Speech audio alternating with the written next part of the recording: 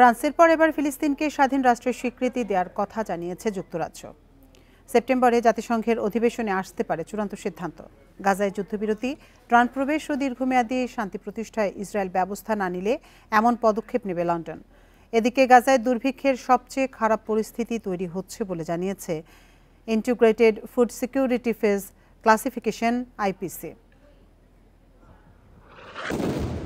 21.5 মাসের ইসরায়েলি তাণ্ডবে নরকে পরিণত হয়েছে গাজা উপত্যকা। খাবারের তীব্র সংকটে বাড়ছে দুর্ভিক্ষের ঝুঁকি। এমন অবস্থায় নড়েচড়ে বসেছে ইসরায়েলের মিত্র দেশগুলো। গত সপ্তাহে ফিলিস্তিনকে স্বাধীন রাষ্ট্রের স্বীকৃতির আশ্বাস দেয় ফ্রান্স। সেপ্টেম্বরে জাতিসংঘ নিরাপত্তা পরিষদের অধিবেশনে আনুষ্ঠানিক পদক্ষেপ নেওয়া হবে বলে জানান ফরাসি প্রেসিডেন্ট। এবার একই ঘোষণা দিয়েছে ইসরায়েলের আরেক মিত্র যুক্তরাজ্য। গাজায় যুদ্ধবিরতি, ত্রাণ প্রবেশ ও দীর্ঘমেয়াদী শান্তি প্রতিষ্ঠায় ইসরায়েল ব্যবস্থা না নিলে এমন পদক্ষেপ নেবে London. Our goal remains a safe and secure Israel. আমাদের লক্ষ্য হলো একটি নিরাপদ ও সুরক্ষিত ইসরায়েল এবং একটি কার্যকর ও সার্বভৌম ফিলিস্তিনি রাষ্ট্র।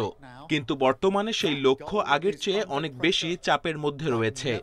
ইসরায়েল যদি গাজার ভয়াবহ পরিস্থিতির অবসান, যুদ্ধবিরতিতে সম্মত এবং টেকসই শান্তির প্রতিশ্রুতি না দেয়, তাহলে সেপ্টেম্বরে ফিলিস্তিনিকে স্বাধীন রাষ্ট্রের স্বীকৃতি দেবে যুক্তরাজ্য।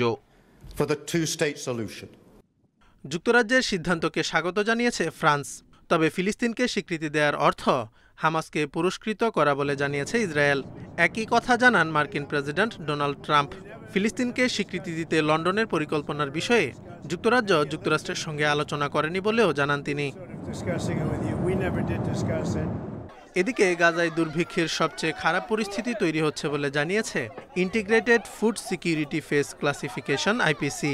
তাদের প্রতিবেদনে বলা হয়, জুলাইয়ের প্রথমার্ধে অপুষ্টি দ্রুত বেড়েছে।